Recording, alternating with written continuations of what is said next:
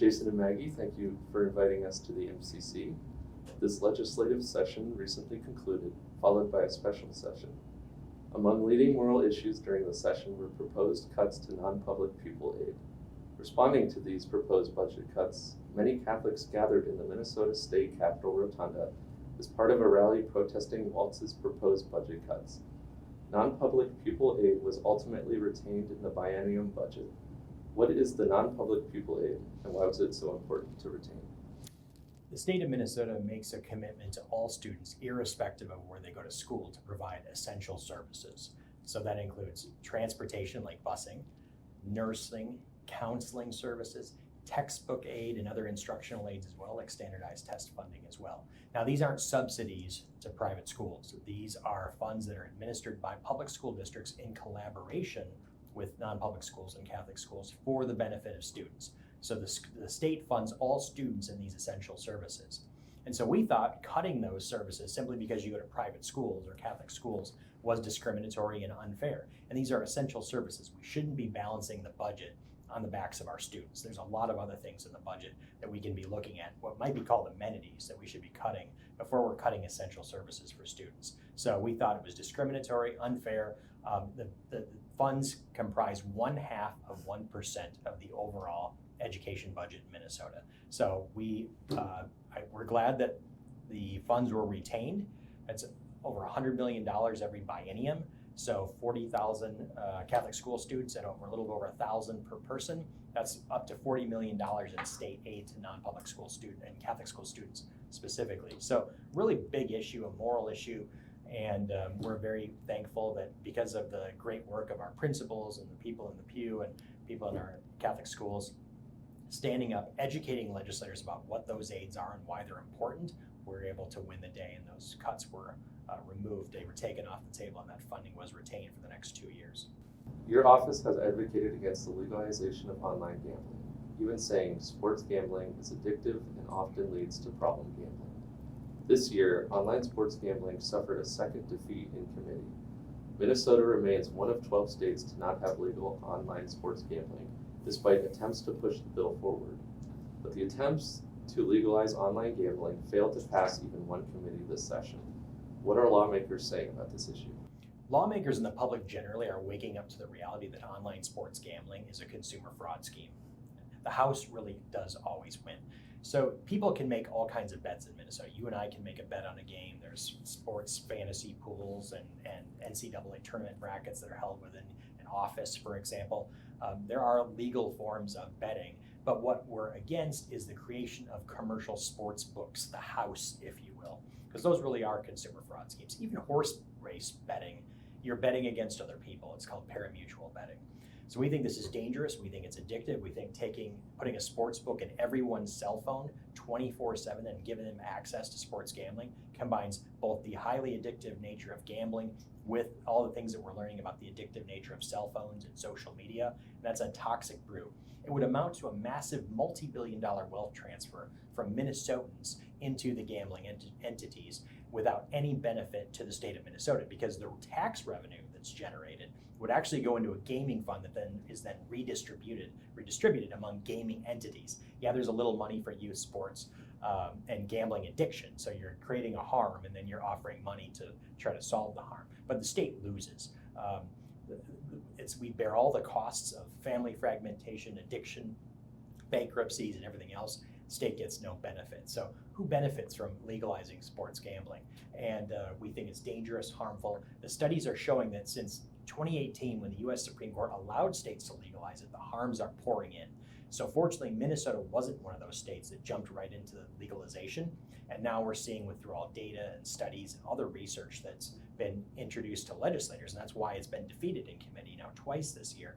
Didn't advance out of one committee, didn't even get a hearing in the House. So the momentum is shifting, the vibe is shifted, if you will, on sports gambling, and people are really waking up to its harm. So we're super encouraged by that. It's a David and Goliath battle for sure. You've got 100 lobbyists on the other side versus just a couple on the opposed sports gambling. But you can show the dedicated commitment of a few legislators and a couple of good advocates can really turn the tide on this important moral question. It's predatory business at its worst. It's a predatory business, and it's our responsibility when we have a Commerce and Consumer Protection Committee that committee should be looking at the harms, the way in which it harms consumers, and then keeping it out of the policy ecosystem. Another victory your office announced on June 10th was an in vitro fertilization proposal not being included in legislature that would have required insurance coverage for IVF. If passed, how would this proposal have impacted Catholics' religious liberty in the state? This is something we've been working on for a number of years. We were fortunate this year that the IVF insurance mandate did not get a hearing, but there was an attempt to get it into one of the omnibus bills towards the end of session, which fortunately did not prevail. But we have a lot of concerns surrounding IVF and that practice. First, I'll say that we have a lot of sympathy for couples who are struggling with infertility. That's a huge cross to bear and really hard for those couples, but IVF simply is not the answer. Of course, it's expensive. We know that. It can cost between $15,000 and $30,000 per cycle. People often need more than one cycle, but on top of that, it often leads to eugenic practices. They start with genetic testing and trying to see which embryo is going to be the most viable, and then I want a boy, I want a girl, and so actually most more embryos are discarded or are aborted at IVF clinics than at Planned Parenthood. So we just have a lot of concerns with the practices surrounding that, and don't want that to go into all of our insurance programs to be a mandate by the government. And so what we're proposing as an alternative is restorative reproductive medicine. IVF, like I said, isn't always the most successful. Its success rate is actually pretty low. But fertility, being fertile is a marker of good health. So if you're infertile, something is off in your body, and we should be exploring that. Your hormone levels or your reproductive system, what's actually going on there. So we have proposals to actually explore that from a restorative reproductive medicine side, what's happening. And you mentioned religious liberty. Because IVF has a lot of ethical concerns because of the way it discards humans, we don't want to be paying for that at a minimum in our insurance plans. So we have looked into religious liberty exemptions for that and had those prepared during the floor debate, for example. But beyond that, we don't think we should just get a carve out. So that's why we're working to stop the mandate in itself. And what other issues were covered this session? One of the big issues we were working on was the child tax credit. That's something that passed in 2023. We were strong advocates and had a good coalition working on that and working to expand that this session. Well, it didn't get expanded. There was a lot of proposals on the table to do that. The child tax credit gives tax credit to low-income families who, we all know that families are struggling. We look at gas prices, we look at grocery prices. So how can we provide for families and really put families first? That's been our goal. How can we put families first in tax and budget discussions? So the child tax credit was a great victory in 2023, and we continue to work on building off that and getting it expanded so that more families can become eligible, or like was proposed this session, there can be different avenues to expanding it, like offering a baby bonus to families who are welcoming a new child into their family. The big advocacy win of the child tax credit was the fact that not only were there bipartisan proposals to expand the child tax credit this year in a tight budget year, and if you look at the bills, you have a very diverse group of authors across the ideological spectrum. So it's a huge advocacy win to generate bipartisan support for that important Families First initiative. And at the same time, the proposals to cut the child tax credit were not even given any serious attention as well. So in a tight budget year, we think that was a real advocacy win for us in generating continued momentum to expand the child tax credit and make sure that the people who are doing the most important work of raising the next generation are supported by the state. We're removing barriers to family formation and having children and helping them flourish. Right. One other thing that, Josh, I'd like to mention is this question of whether or not we're going to provide access to health insurance for our undocumented community. This is something that's raised a lot of concern. People say, wait a second, my health insurance is expensive. it's hard to afford. Why are we providing access to health insurance for our undocumented community? And the simple fact is that we're all stewards of the gift of life. That is an important aspect of who we are in our human dignity. And to be a good steward of the gift of life, you have to have access to health insurance and health care.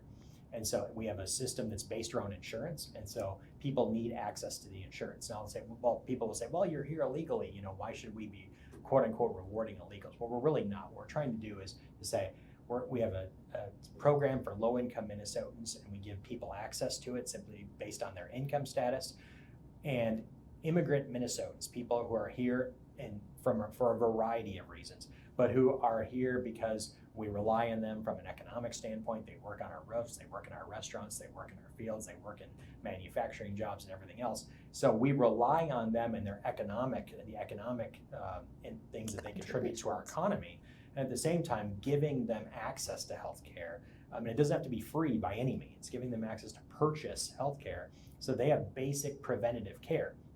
We're talking about the elderly, we're talking about people with chronic conditions. So fortunately, when Minnesota legalized this in 2023 and made it accessible to our undocumented community, they made it accessible to all undocumented folks, children and adults. Now, we're disappointed that the access for adults was cut this legislative session. We are encouraged, though, by the fact that both parties recognize the moral imperative of giving healthcare access to undocumented children, something that we didn't even have before 2023. So now what we have to do is we have to look at what's going on at the federal landscape with regard to proposed Medicaid cuts, see how those will impact Minnesotans. And then after that, the big, beautiful bill allegedly gets passed, we'll have to see how that's going to impact the healthcare landscape in Minnesota. And then hopefully legislators can come back and provide even a basic health plan for our undocumented adults. But again, we're stewards of the gift of life. The reality is that undocumented immigrants are here for both political and business reasons, as the Minnesota bishops highlighted in their statement on immigration enforcement this February. And the only just thing to do is to provide access to those who are not likely to be deported, to be quite frank about it, and who are here, who are residents, who are contributing to our community, giving them access to health insurance that they can pay for as well. And I think the only other thing I'll add is that these are just a few of the bills we've worked on this session, but we have a bill tracker on our website that Catholics can go and look at all the other bills we've taken action on and worked on to varying degrees. That's at mncatholic.org/bill tracker. We offered 19 instances of testimony, either oral or written, on bills this session. And again, with the non-public people aid, we brought 18 different advocates in to testify in committee on that. So working with principals, working with people and affected students in our community to testify and share those impacts as well. So we're testifying on a lot of different things and then taking positions on a number of bills that we haven't discussed here as well. Your office commissioned a report to highlight the economic impact of the Catholic Church in Minnesota. The report estimates that the church contributes more than $5 billion annually in economic benefits to the state. How have lawmakers been receiving this report? Very well. The Governor Walz, for example, got the implications of it right away in the bishop's meeting with him. He had commissioned a similar report when he was a congressman about the impact of hunting and fishing and those hobbies, if you will, on Minnesota's economy. So I think what's instructive here is to think about the big debate about data centers. Are we going to have these data centers? How are we going to support them? And what the report shows, the Fruits of the Vine report that you mentioned, is that the Catholic Church in Minnesota and her associated ministries create $5 billion in economic impact. Unlike those data centers, unlike all those other businesses that are looking for subsidies or tax breaks, all we're asking is that we're free to serve the community consistent with our mission. We shouldn't have discriminatory mandates. Don't discriminate against kids in Catholic schools.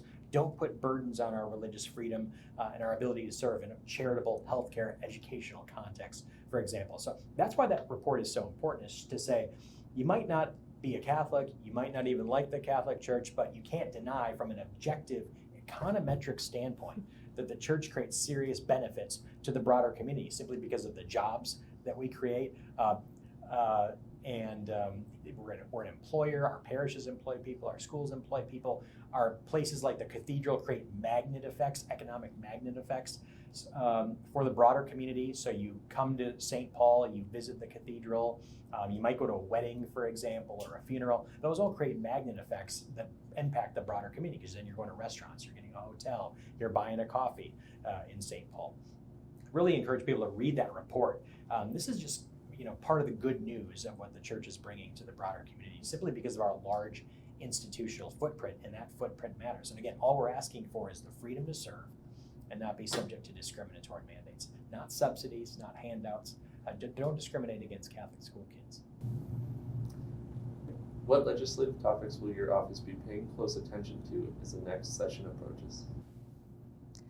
There's a number of topics that are on our radar. One that's on my radar is the Equal Rights Amendment. This is something we've seen come through in the past years. It passed in the Senate in 2023, a different version passed in the House in 2024. So we know that one is still around, and we'll continue to monitor, talk with legislators, talk with Catholics about the impacts that the Equal Rights Amendment, so-called Equal Rights Amendment, would have on our state. It's like dropping a bomb Right. on parental rights and religious liberty. It's really the erosion of rights amendment. That's what the ERA should stand for. And so we're working consistently with advocates on both, or legislators on both sides of the aisle, to help them understand the impacts. This is not your grandmother's Equal Right. Rights Amendment from the 1970s. This is the imposition of gender ideology, the constitutionalization of abortion, and then a threat to the parents and religious institutions that object to the imposition of both abortion and gender ideology. So it's really a radical proposal. We think it's harmful, we think it's dangerous, and we think it's discriminatory. That's why we're calling it the erosion of rights amendment. Right. Jason and Maggee, thank you for your time, and thank you for having us today. Yeah, can I just add one more thing? An issue, the issue of physician-assisted suicide. We just saw it passed in the New York legislature. Hopefully that will get vetoed by the New York governor, but we're not sure. It passed the Illinois House. It was miraculously not brought up for a vote in the Illinois Senate. So physician-assisted suicide is something that is continuing to being pushed by those advocates. We work in an alliance. It's called the Minnesota Alliance for Ethical Healthcare, ethicalcaremn.org. But we have been effective in ensuring for the last 11 years, when that bill has been introduced every single year, we've been able to keep that from passing. And that's because of the dedicated work of so many people across the ideological spectrum, across different groups, disability advocates, people who are concerned about racial disparities, healthcare advocates. We believe, just as the American Medical Association is, that medical aid in dying is a euphemism, that this really is physician-assisted suicide. It is not consistent with sound medical practice, and it will impact the most vulnerable in our community. So we are vigilant on that, and that's something that our Catholic community needs to continue to be talking to their legislators about, is why this is wrong and why it will be harmful to the most vulnerable Minnesotans. But it's hard for us to be successful without the support of the people in the pew, so we encourage everyone, of course, to join the Catholic Advocacy Network at mncatholic.org and join their voice to our voice and the voice of the bishops on these important questions of human dignity. Again, that's mncatholic.org.